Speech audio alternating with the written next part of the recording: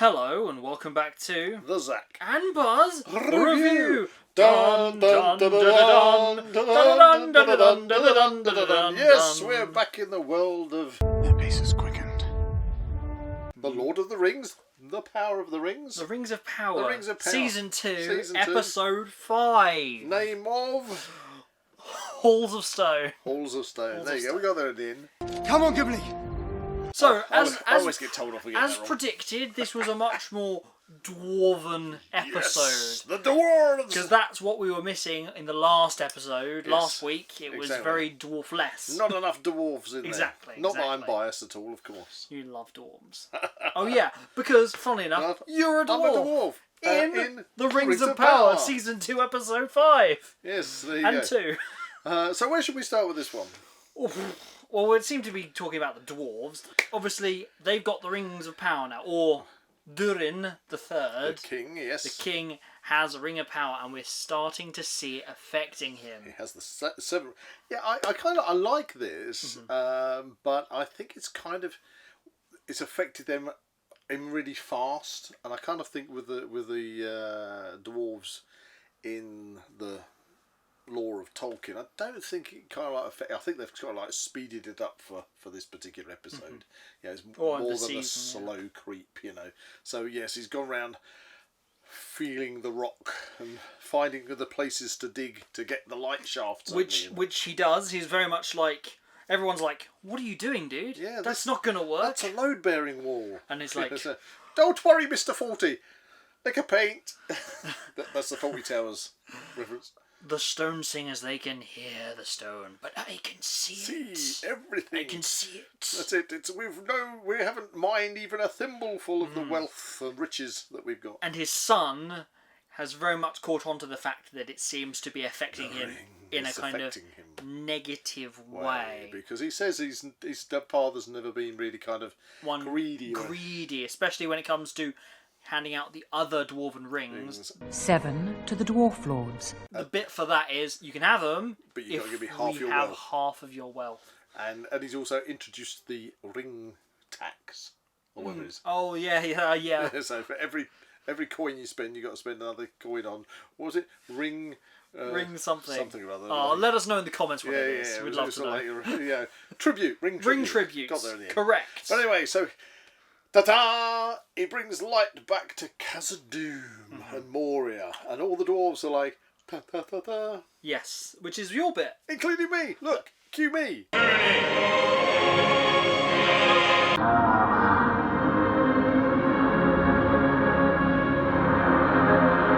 There you go. Cool. That was awesome. But then we also have the thing with Deezer, after we found out about this ring thing. Tax. Yeah, the ring tax. Yeah, she buys this crystal ball. This crystal stone thing. I think it's a... Was it amethyst? Amethyst. It looks like an amethyst bowling ball, basically, which she loses. Which rolls off rather conveniently. And there's a kind of like comedy moment. You've kicked it. You've knocked it out, and it disappears. And it kind of finds its way to a place that, bizarrely enough, nobody seems to have ever been before, which seems a bit odd. But there you go. Yeah, but as she does the singing to find it in the darkness, something sings back. Go back to the shadow. Which is obviously going to be a Balrog. It's the Balrog! Durin's Bane. Yes, Durin's Bane. They dug too deep. I have wanted, ever since we have seen the preview for Season 1, we had that great shot of the Balrog, and we did see that exact shot in Season 1, but still, I find myself craving the Balrog. I know. We're probably I reckon it's all going to build up to a climax. I would love to see... It's going to be a big climax, leaving everything hanging in the balance. Exactly. Because, as well as obviously the dwarves, and now a poor old Durin has had to nip back to see Celebrimbor and say, I don't think that there's something wrong with these rings. In a region. We finally found out what the name of the place was. We're terrible for that.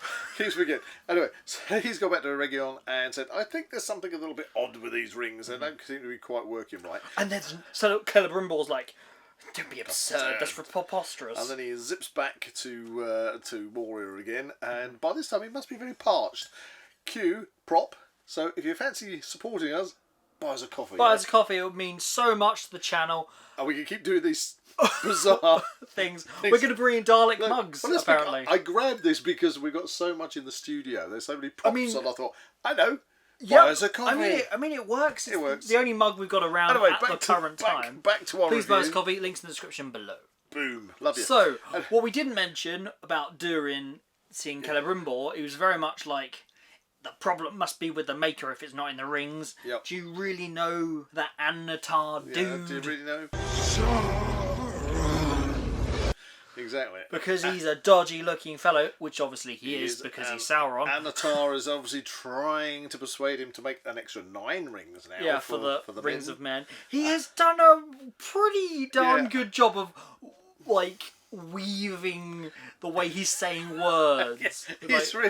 He's really sucker punched Celebrimbor, hasn't he? It's like, because that's this episode. This episode is really mainly between the dwarves and Celebrimbor, and the fact that he gets really sucker punched into actually agreeing to make them, because he says, okay, I'm not going to make them, and an old because they seem to make like some kind of prototype like ring, trying out new alloys. When one of the elf female smiths goes into, that's the first kind of hint we've got to the One Ring. Yeah, she goes invisible. Do you think, because Celebrimbor does hand it back to Anatar, do you reckon that is what becomes the One Ring later on? I don't know Or is this another ring of power? I just think it's. I think he's weaving his web, and he's done that on purpose. Yeah. In order to part of the persuasion of Celebrimbor, because let's face it, it was like, I'm not going to. That's it. My final decision is I'm not going to do this. Okay, don't worry. I'll do it myself then. What? Ooh, burn. So then he starts. That's what I'm saying. So he starts making them and makes them a bit of a cock up, if you know what I mean. So that, of course, when you got a craftsman there, he's going, oh yeah. When you see that scene where he says, well, no, what you should have done was, and then in walks the guards to announce that Durin's doing it. He's very much like he's about to give something vital in this process away. And at that point, I think that but thankfully he doesn't. That Matey Boy knows that he only needs to nudge him. Anatar needs to nudge him that little bit, and he does through the letter writing, saying, we've put deceit into these 7 rings. We need, in order to get us out of that, we need to make some more. We need to make 9 and get them to balance the rest of them out. The 7. So, he got there in the end, and it was very, very slickly done. I think it was a cracking episode. And I felt so sorry for Celebrimbor. Celebrimbor. In a region. Lots of ons. Which is now going to be under siege almost. So let's go over the sea to Numenor. Oh yes, of course, Numenor. Because that was obviously another part of this episode. Yeah. We've obviously got the new king, who's kind of taken out the old queen. Mr. Creepy. The queen herself is very much like in her tower. These events have changed the she saw prophesized the destruction of Numenor. The sinking of Numenor. Yeah, which is going to happen at some point. And we kind of see this kind of almost like semi-rebellion with Isildur's dad. Yeah. In this kind of almost uprising type thing. Yeah. We're seeing very much the foundation of this potential like counter coup. Exactly, but unfortunately, it's that scene in the temple towards the end, isn't it? No, we need to build a new aqueduct. This ancient temple is in the way. This got to go. Yeah. It's like the Vogons. No, we've got to destroy Earth. It's a hyperspace bypass coming through straight here. Tough. in this moment, it seems that it's very much kind of pushed to rebellion. Yeah, but of course, what happens is then the king's son kills the other guy. Yeah, he does. He was obviously there from season 1 as well. Yeah. Who was obviously overhearing Isildur's dad's, or just say Isildur's sister. Isildur's sister talking to this particular guy as they were long childhood friends and things. Yep, and she's not going to be happy that he's killed him. He has killed the friend. Not if I stick you first. Which obviously you must fancy her or something, being a bit jealous of that friendship. Yeah, he's jealous because she was saying I could have a word with the king and get you a pardon. Get your pardon type of thing, because they're all handing in their weaponry. Yeah, so it's all a bit dodgy in Numenor at the minute. Yeah, I'm just imagining it's all going to go face to it, pot. The so-called King of Numenor is going to be one of the 9 ring bearers, isn't he?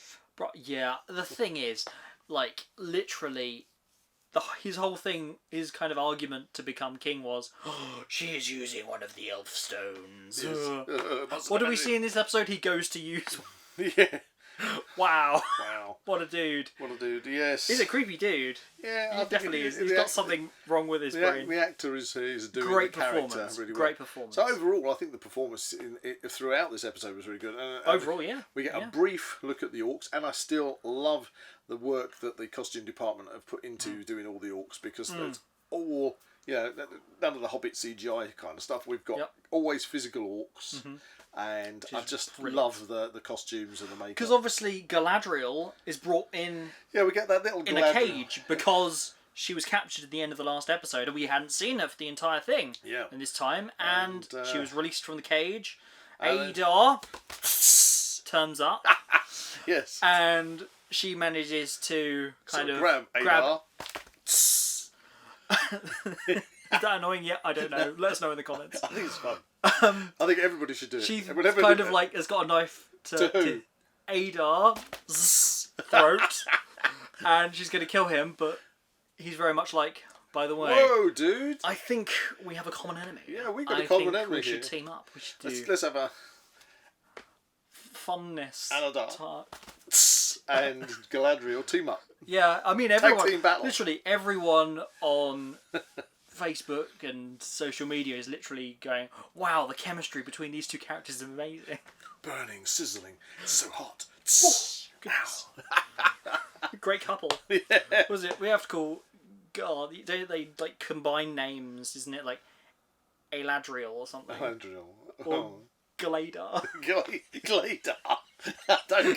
Don't think Galadar sounds good. Anyway, let's rate this episode out of 10. Have we missed anything? Oh yeah, there's no stranger. No stranger.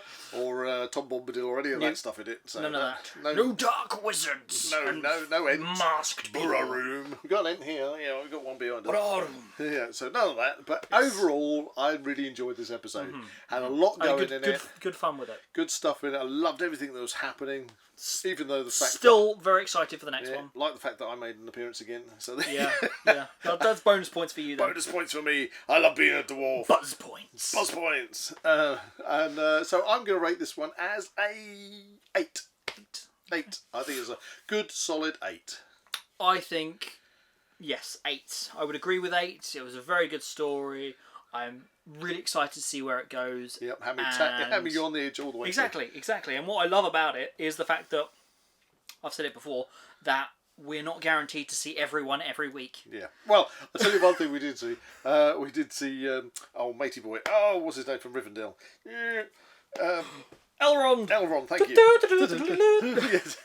Who loved the scene where he's running so fast, but no, discard the cloak so I can run faster. Of the Flash.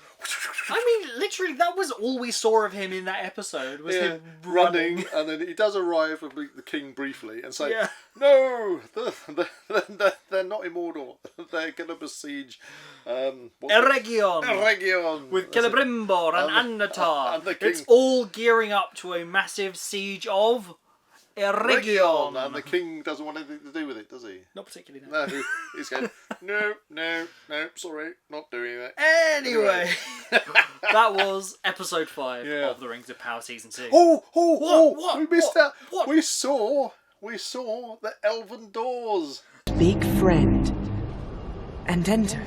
Oh, yes! Yes, they made the elven doors. And I'm assuming they're made of metal rather than stone. I couldn't quite grasp that, because in, obviously, the Fellowship of the Ring, you have that door, and they announce it in this episode as a new gate. It's the Western Gate or something. Western Gate. Is it the Western Gate? Yeah, it's something like that. And, but only friends will know the name of this door. Oh, the password. The password, yeah. Yes. Which is obviously speak friend It's and enter. impregnable. Impregnable. Yes. I couldn't work out whether it's actually they're made of stone. Yeah. Or is it there because he's forged it himself because they're at a forge. He's forged this out of metal and that's why it's going to be installed in. Magic. It's all a wizard did it. Yes. If all else fails, just say a wizard did it. There you go. Can only be seen in moonlight. That was great. I like that. It can only be seen in moonlight. Boom! It's there in front of them. It only works when you plug it in. Exactly. That's it. Who pulled the plug out? Damn! Stop blow drying your hair. Put it back in there. Somebody unplugged it to do their. It's always the beards. Yeah, It's the beards. It's the beard. See the length of my beard. It was all I know. It was yak. massive. It was made specially to match my beard. That was. Oh wow. I think it's a special beard. Anyway, yeah. So there we go. So that was an absolutely fantastic episode of Lord of the Rings. We loved every moment of it, especially me.